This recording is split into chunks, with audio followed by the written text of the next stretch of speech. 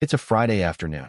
You are sitting alone in your apartment, on a couch you bought 3 years ago, looking at the screen of your laptop.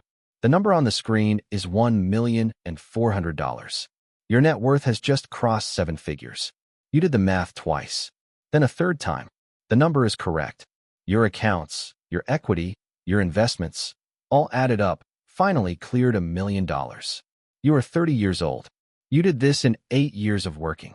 You are, statistically, in the top 3% of people your age. You stare at the number. You wait for the feeling. The feeling does not come. You think maybe you need to celebrate. You stand up. You walk to your kitchen. You open the refrigerator.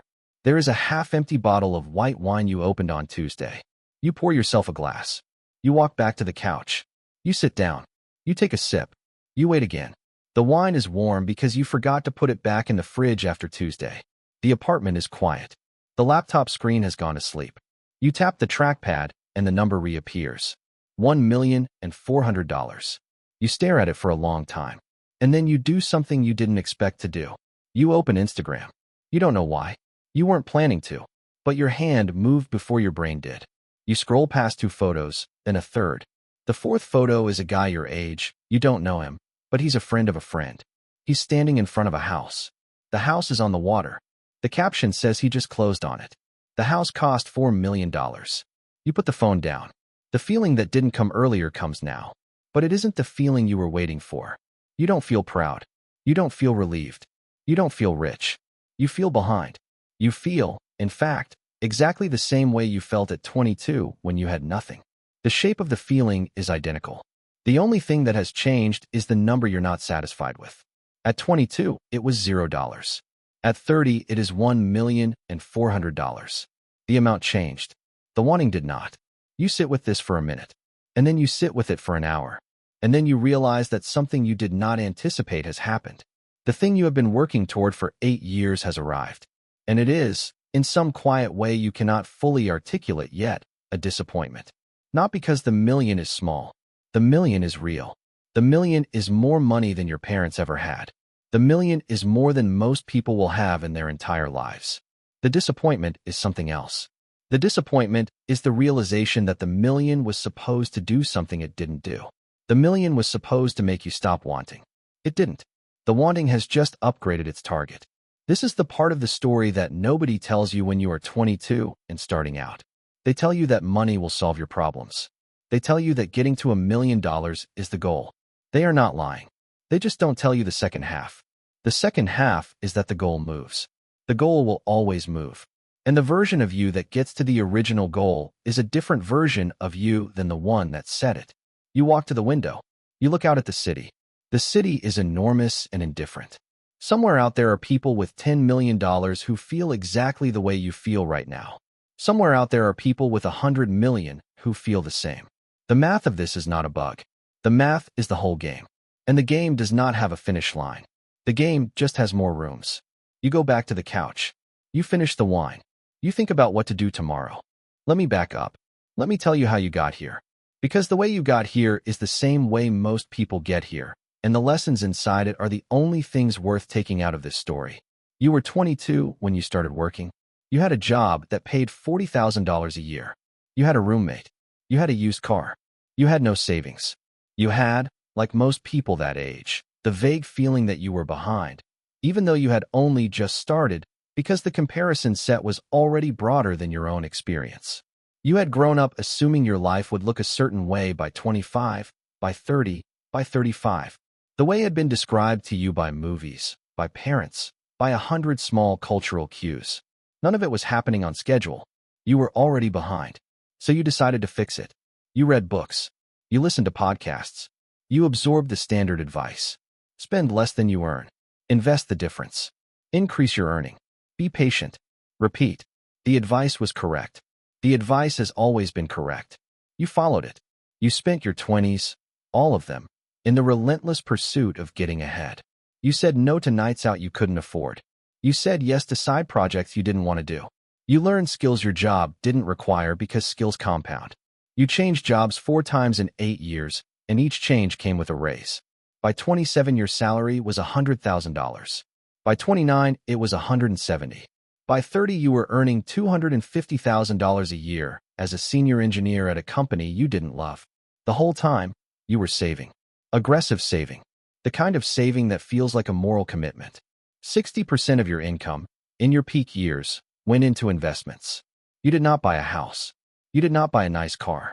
You did not take expensive vacations. You ate at home. You wore the same jacket for 4 years.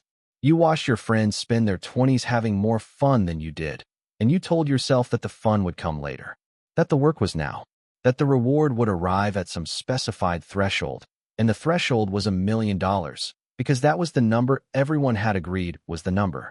And here you are. You hit it. 8 years of relentless, focused, unglamorous, deeply boring discipline. You won the game you set out to play. You are, by any objective measure, in the top 3% of people your age in your country. Maybe higher. And the feeling is not relief. The feeling is that you played the wrong game. Let me tell you what you didn't do in those 8 years. Because the things you didn't do are the things that nobody adds up at the end. You didn't go to your friend's wedding in Italy because the flight and the hotel cost $3,000 and you had decided, that year, that anything over $500 was a no. You said you couldn't make it. Your friend understood. Your friend has not invited you to anything since. The friendship is not over. It is just smaller. The wedding pictures are on Instagram. You look at them sometimes. You didn't take the trip to Japan with your girlfriend at 26 because the trip would have cost $8,000. She was disappointed, but she didn't fight you on it. She broke up with you 4 months later. The breakup was about other things, on the surface, but underneath, in a way she didn't say and you didn't ask about. The breakup was about the fact that you had become a person who couldn't say yes to a trip to Japan. She wanted to be with someone who could say yes to things. You weren't that person yet. You were going to be, just not in time. You didn't sleep enough. You worked nights and weekends in your 20s to pad your savings rate. The thing nobody tells you about the 20s is that the body is, in fact, finite. You used yours up. You are 30 and your back hurts in the morning. The hurt is not from age. The hurt is from the 8 years you spent sitting in front of a screen for 60 hours a week. The hurt will not get better. It will get worse, and it will get worse for the same number of decades that you are alive. You didn't make new friends. The friends you have are the friends you had at 22. You have not added a meaningful person to your life in 8 years. You did not have time. You did not make the time. The result is that the person you were at 22 is roughly the person you are at 30, just with $1 million and a worse back. The growth that happens to people in their 20s, the kind that comes from new people and new experiences and new mistakes, you traded that for a number on a screen. You don't know how to talk to women anymore. You did at 22. You don't now. The skill atrophied. The skill atrophied because you didn't use it. You didn't use it because you were optimizing for a future that did not include practicing it. You assumed you would pick it up again when the money was secured. The money is secured. The skill is gone. You are starting from zero in a different game than the one you were playing in. You didn't develop a relationship with your parents in their last good years. They were 62 when you turned 22. They are 70 now. Your father has had 2 health scares. You spent maybe 10 total weekends with them in 8 years. You did not visit. You said you would visit. Soon. After this project. After this race. After this next milestone. The milestones came and went. The visits did not happen. Your father's hair is white and his hands shake when he holds a coffee cup. You did not see this happen. You missed it. You add this all up. The total cost of getting to $1 million at 30 was, approximately, the 8 best years of your life. You don't know how to feel about this yet. The math is too fresh. But you suspect that if you had to do it again, you would do it differently. Here's the thing nobody on YouTube will tell you, the thing the financial advice industry does not want you to know. The math of compounding is real. The 7% average is real. The advice to save aggressively in your 20s is real. All of it is correct. But the math does not include the cost of the years. Your 20s are a finite number of weekends. 208 of them, before you turn 30. You spent maybe 150 of those weekends working, optimizing, saving. You spent maybe 30 of them with friends. You spent maybe 4 of them with your parents. You spent 0 of them on the kind of trip you will remember at 60. If your goal at 22 had been to optimize for total happiness across your lifetime, instead of total net worth at 30, you would have made different choices. You would have gone to Italy. You would have gone to Japan. You would have visited your parents. You would have made new friends. You would have, probably, Hit $1 million at 34 instead of 30. For years later. With 4 extra years of memories and relationships banked. This trade is not obvious when you are 22. The trade is invisible. The advice you are given is one-sided. The advice tells you to save. The advice does not tell you what you are paying. You paid, mostly, in years. The years are non-refundable. You cannot buy them back at 30 with the money you saved by not living them. This is the part that hurts. Not the missing of any one thing. The missing of all of them, accumulated, into a kind of life shaped like absence. The other thing nobody tells you, and this is the harder part, is that the goal at 30 is no longer $1 million. When you started, $1 million was the goal because $1 million was what people in their 50s had. You wanted to have, at 30, what your parents had at 50. You did. You succeeded. But the goal moves with you. At 30, surrounded by other 30-year-olds who hit $1 million, the goal becomes $5 million. At 35, surrounded by people with $5 million, the goal becomes 20. At 40, the goal is 50. At 50, the goal is 200. The goal will never stop moving, because the goal is not actually a number. The goal is the feeling of being ahead. And the feeling of being ahead is determined entirely by who you are surrounded by. You moved into a neighborhood, when you started earning more, where the average person is wealthier than the average person where you grew up. This was rational. You wanted to be near people who had what you wanted.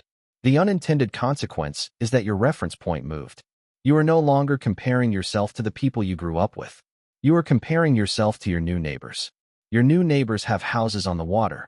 Your new neighbors have hit 20 million by 35. Your new neighbors are the entire reason your $1 million feels small. If you moved back to where you grew up, you would feel rich. Your $1 million would buy 2 houses. You would have money your parents never had. You would be the wealthiest person in your high school class. But you don't want to move back. You can't move back. Not really. You have changed in ways that don't fit the old place anymore. The version of you that grew up there would be uncomfortable being the rich one. The version of you that exists now is uncomfortable being the poor one. You are stuck between 2 reference points, and you fit perfectly in neither of them. This is the trap. The trap is that getting ahead requires moving into rooms where you are no longer ahead. And the moving into rooms is not a side effect. It is the whole point. The reason you wanted to be ahead was so you could be in those rooms. Once you are in them, you are no longer ahead, by definition, because the rooms are full of people who are further ahead than you. The only way to feel ahead is to stop entering new rooms. But stopping entering new rooms is the thing the 8 years of saving was supposed to enable. So you can't do that either. The whole project unwinds itself. You sit with this for a long time. The wine is gone. The light has changed. The apartment is darker than when you started. You have not turned on a lamp. You don't want to. Here's what you do tomorrow, after the long Friday night that ends here. You wake up Saturday morning. You make coffee. You sit on the same couch where you discovered you had $1 million. You think about it again. The disappointment is still there, but it is smaller. The night did some of the work that nights do. The feeling is now something you can hold without it holding you. You realize a few things, in the order you realize them. You realize that the million is real, even if it doesn't feel like enough. It is real money. It will produce real interest. It will be there when you need it. Whatever you decide to do next, the million is the floor. You are not going back to broke. The work was not for nothing. You realize that the 4 years you would have gained by living differently in your 20s are gone. You can't get them back. But you have a much larger number of years still ahead of you. The 30s are also finite weekends. So are the 40s. If you keep optimizing for the same things you optimized for in your 20s, you will arrive at 40 with $5 million and the same disappointment, in a slightly bigger apartment. You realize that the goal needs to change. Not from $1 million to $5 million. From a number to something else entirely. A way of spending the years. A way of being with the people you love. A way of saying yes to the things that money was supposed to let you say yes to. You realize that this is the secret nobody told you about hitting $1 million at 30. Not that you would feel disappointed. Disappointment is the headline, but it isn't the lesson. The lesson is that you now have a choice you didn't have at 22. You can keep playing the same game. Push for $5 million by 35, 10 by 40, 20 by 45, and arrive at 60 with whatever number you arrived at, and the slowly mounting evidence that the game does not pay out the way the brochure said. Or you can stop, here, at 30, with $1 million, and ask what you actually want. This is the choice the million bought you, not the million itself. The choice. You make a list on the same laptop where you saw the number. The list is short. The list is things you have been saying you would do later. After the next promotion. After the next milestone. The list has 19 items on it. Some of them cost money. Some of them cost time. Most of them cost both. You stare at the list for a while. Then you book a flight to your parents' house for next weekend. You do not tell them you are coming. You will surprise them. Your father will open the door, and his eyes will do that thing they do when he is happy, but trying not to show it. Your mother will start crying immediately. You will spend 3 days at their house, not doing anything, just being there. You will help your father lift things he can no longer lift. You will eat your mother's cooking. You will sleep in your old bedroom, which still has the same wallpaper from when you were 12. When you fly back on Sunday night, you will look at the receipt for the trip. The flight costs $640. The total trip, with the rental car and a few meals out, will cost around $1,100. $1,100. That is what you would not spend at 24. That is the price of the visit you didn't make then. You will sit on the plane and do the math again. 8 years of savings. $1,400,000. The cost of one round trip to see your parents is a rounding error against that number. It always was. You just couldn't see it then. The optimization had become the identity. The identity could not see the cost. You will land back at your apartment on Sunday night. You will open your laptop. The number will still be there. $1,400,000. The number, this time, will not be the point. The number will just be the floor. The point will be the list. And the next item on the list is calling the friend you didn't go to Italy for. You don't know what you will say. You will figure it out when she answers. This is what the million was for. You just didn't know it until you had it. Most people who hit $1 million at 30 take another 5 years to figure this out. Some take 10. Some never figure it out at all. The ones who never figure it out are the ones who keep optimizing for a number that will not, ever, deliver the feeling they were chasing when they started. The number was never going to deliver the feeling. The feeling is what you do with the years that the number bought you. You start tomorrow. Somewhere right now, a 22-year-old is opening a brokerage account for the first time. They are about to start the 8-year sprint. They think the number at the end of the sprint is the prize. They don't know yet that the prize is what they do with the people who are still alive when they get there. If this video changed how you think about the number you're chasing, hit subscribe.